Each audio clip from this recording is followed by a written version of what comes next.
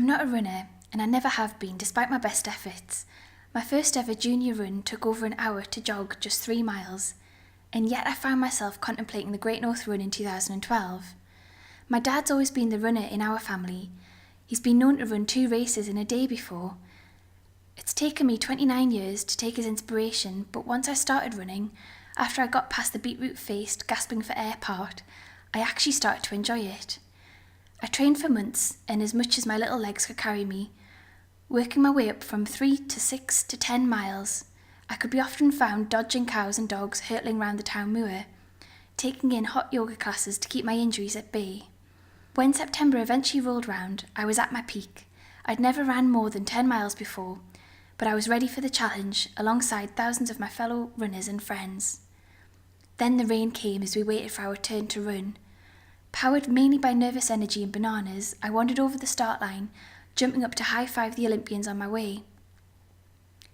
My carefully crafted running playlist was no more as the downpour broke my earphones. That first mile was tough.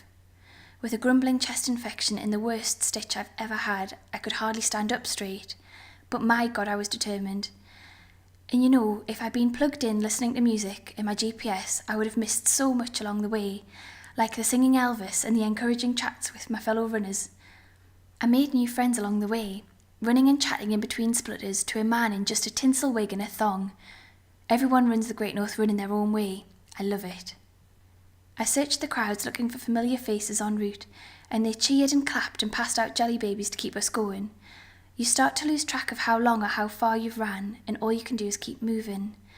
Around 10 miles, everything was sore, and pounding the pavements had really started to take its toll, and I almost slowed down. A voice cried out from the crowd, "Come on, Lauren, you can do it!"